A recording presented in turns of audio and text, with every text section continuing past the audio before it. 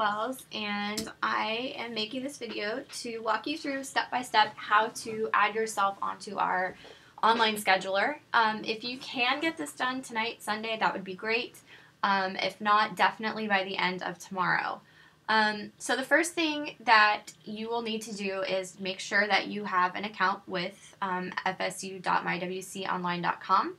If you worked for us last semester or the year before, you do. If you're new to the RWC or new since I've been here, you won't have one and you'll need to make one, and then let me know so that I can give you administrative access. But assuming you have administrative access, go ahead and log in like normal. It doesn't really matter what schedule you pick. And that will take you to your admin page. As you know, your admin sort of menu is over here. Hover over your name. And you're going to go down to administrative options and schedule and staff management. And the first one that you're going to need to work with is manage staff and resources. So you click that. And you'll see this page. And so what you want to do, obviously, is put in your name. And then this is really important. You want to click available to everyone. If you don't select that, then only other tutors will be able to make appointments with you, and that would be sad. Then you want to put in your email address. You want to use the same email address that you use to log in.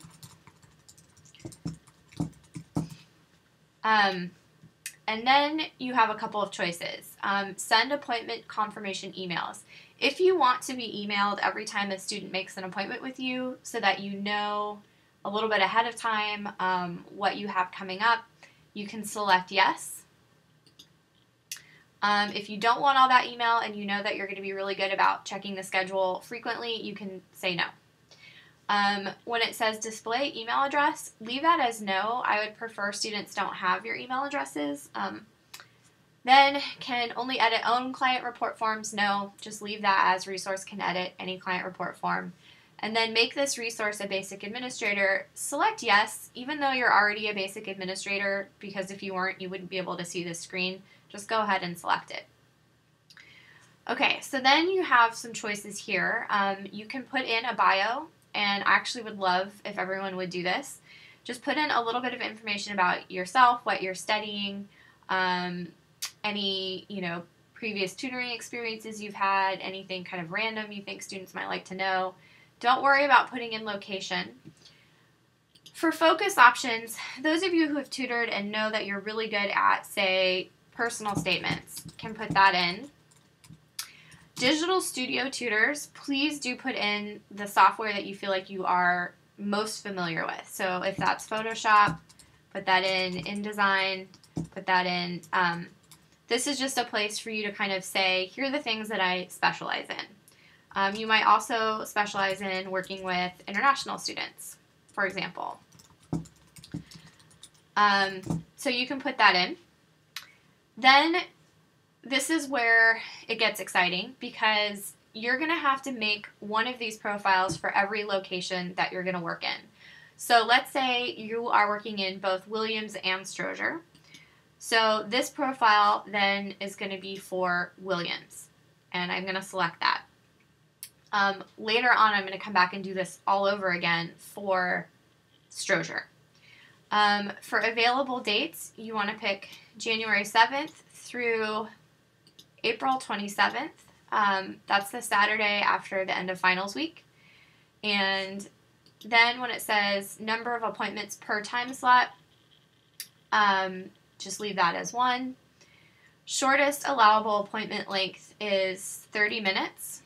The longest allowable appointment length is 1 hour.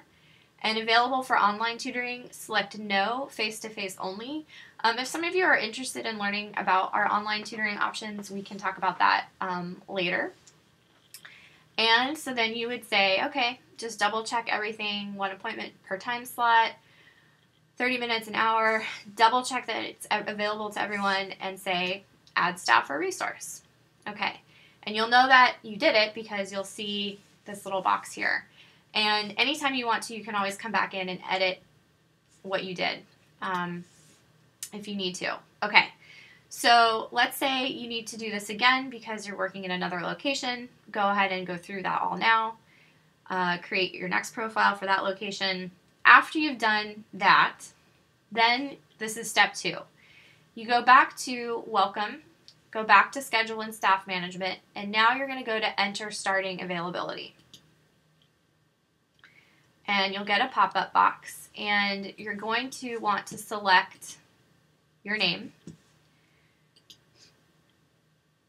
And since this is the one for Williams, then I'm going to look at, okay, what's my Williams schedule? Let's say I'm working from 9 in the morning until 10, and then let's say I come back later in the afternoon and I work from like 1 to 4, and I have my 30-minute lunch break in there somewhere.